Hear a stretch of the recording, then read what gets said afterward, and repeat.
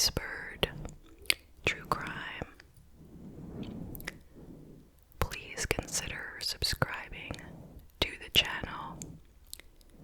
I post 2 times a week, on Monday and Thursday at 6 p.m. Eastern Time. I recommend wearing headphones if you'd like to hear the gentle mic brushing. Okay, let's get right into tonight's case. This case will surely make you question, why do bad things keep happening to good people? And you'll understand why I'm saying that as we get into the case.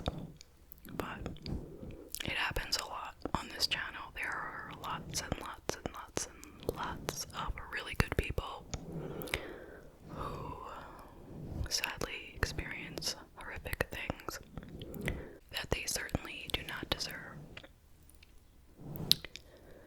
Alright, so this case takes place in October of 2014 in a town called Ogden, Utah, which is not too far from Salt Lake City. This is the story of 2 17-year-olds who met in juvenile detention and fell in love. So let's start with Victoria Mendoza.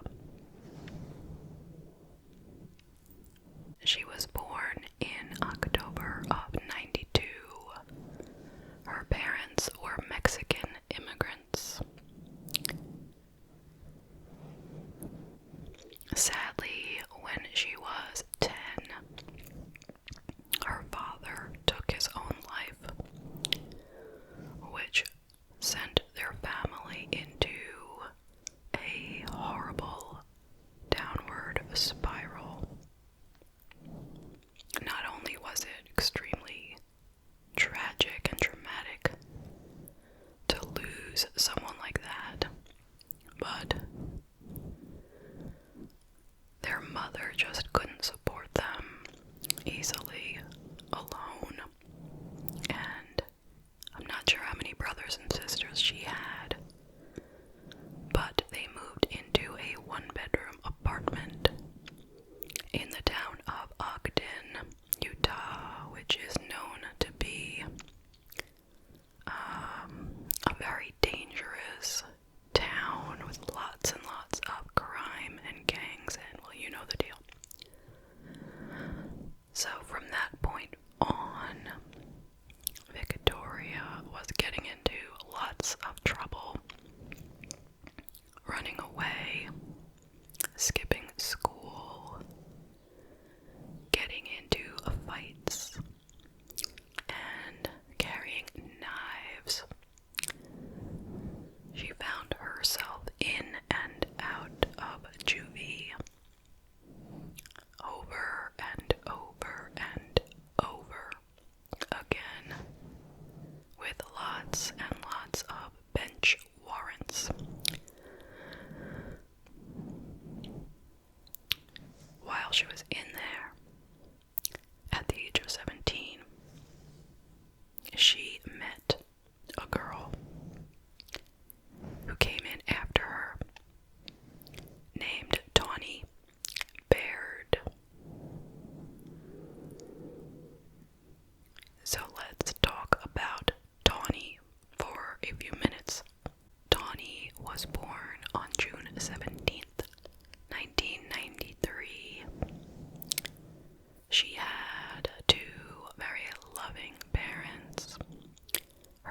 parents separated when she was only 1, but they made sure to stay pretty friendly and managed to raise her in a very amicable way. They shared the custody. Her mother's name was Dana, and the father's name was Casey. Both of the parents remarried, and she had good relationships with the step-parents and step-kids, and it was a nice blended family. She was raised in a town called Holiday that was a middle-class suburb of Salt Lake City, and she had a normal, stable childhood. She was a happy girl. She was friendly and likable. She had a passion for singing and writing music, and she dreamt of making that her career in the future. In June of 2010, she was out driving with some friends. She was 17, but they all had already turned 18. And for whatever reason, they were pulled over by the police, and the police found a bong and marijuana in the car. And they asked, "Whose is this?" Now, supposedly, Tawny decided on her own that she would take the fall because she was 17 and still a minor and would get in a lot less trouble. That's what she thought. I don't know who actually owned it, and unfortunately I don't know how much there was, but what would you think would happen? I mean, I probably would say, since she had no criminal history, she would get a warning or a fine, or they would tell her she had to go for counseling, something like that, or maybe go to a program, like a rehab. Even though there's no suggestion that she was an addict, but you know how it works. So, that is not what happened. Unfortunately, what did happen was she wound up with 90 days in juvie. 90 days.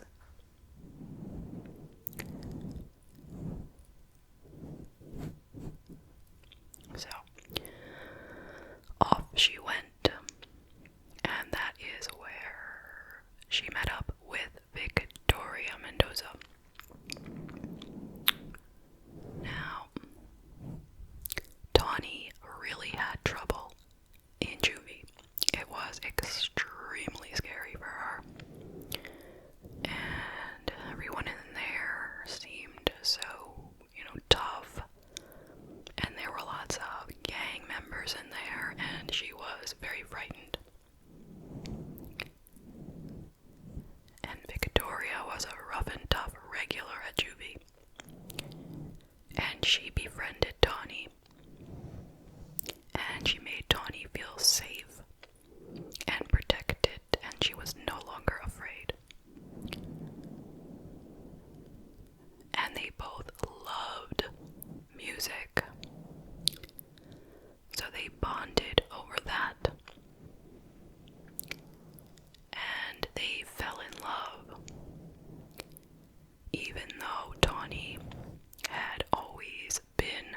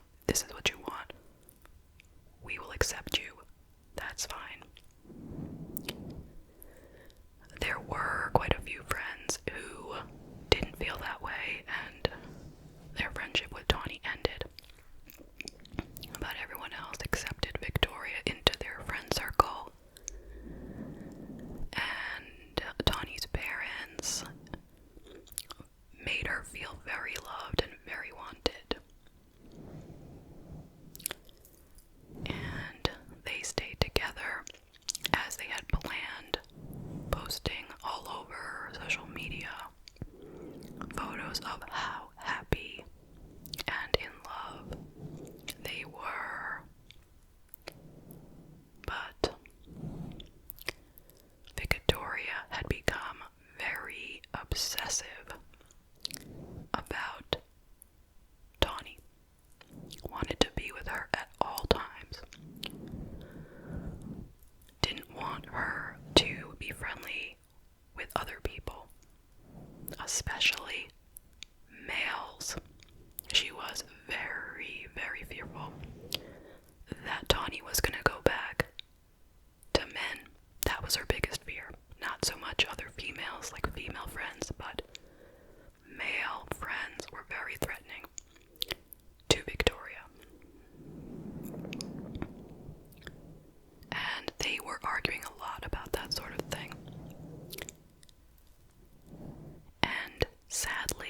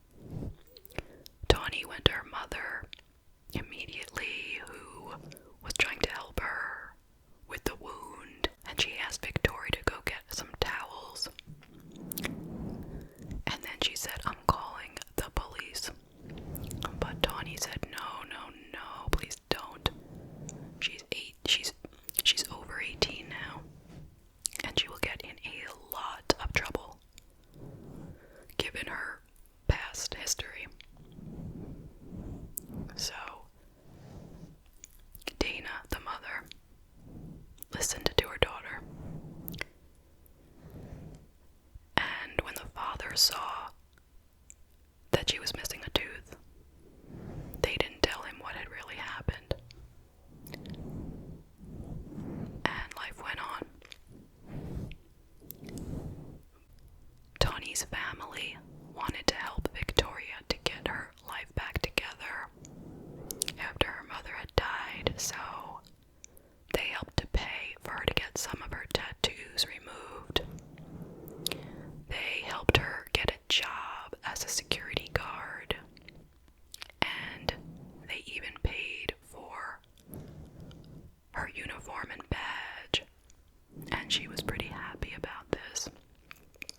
At the same time, Tawny had just started community college, and she had gotten herself a job as an accounting assistant, and things were going great for her as well. Tawny confided in her stepmother that she didn't want to be with Victoria anymore. She was afraid of her, but she feared that if she broke up, something really bad would happen.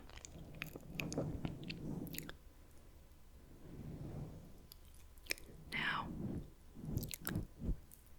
on October 17th, 2014, Victoria was about 22, and Tawny was 21. They were invited to go to a party with their friend named Lacey, and so the three of them went. Tawny drove. They went to the party. It was your typical, young people party with, alcohol, maybe some marijuana. Nothing over the top, from what I hear. And Tawny was very, very sociable, very friendly, talking to lots of people. And Victoria felt like she was getting ignored, like she wasn't getting enough attention. So first, she went and locked herself in the bathroom. I guess she spent some time thinking, or maybe burning about it. Then she came out and she said, "We are leaving," even though it was early. So the three of them, since they came together, they all had to leave. And Tawny was driving. She dropped off Lacey. And then, well, we don't really know, but a few hours later, Victoria calls up a friend of theirs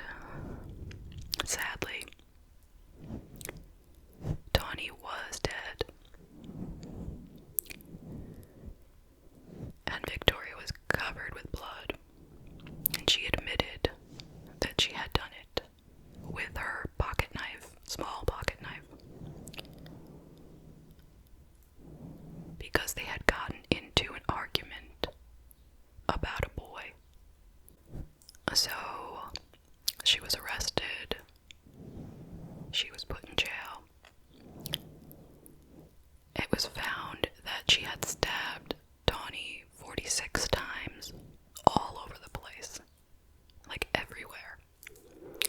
And she had actually died from blood loss.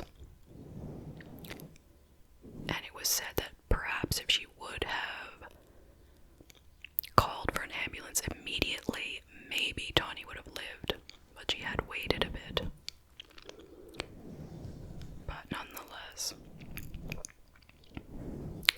she originally pled not guilty, and she said that they were arguing, they pulled over, she was driving, Victoria was driving, and Tawny started pulling her hair, and she was afraid for her life, so she started stabbing Tawny in self-defense.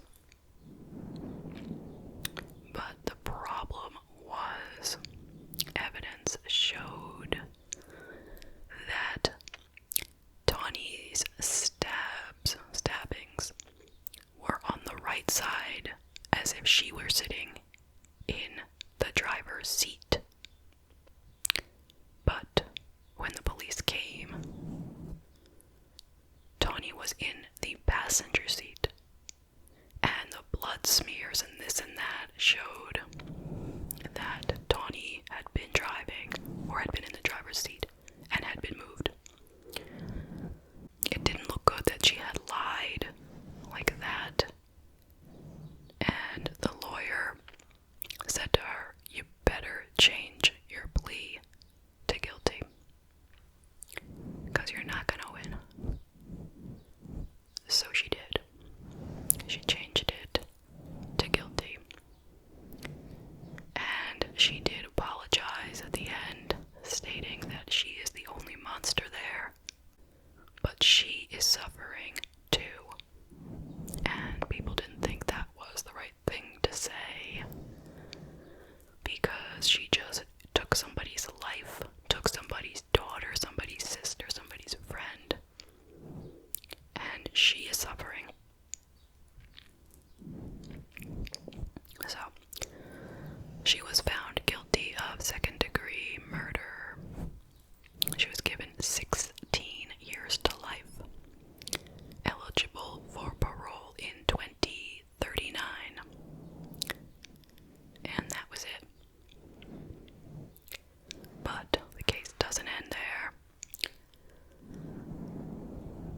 During the pandemic, prisoners were no longer allowed to have visitors,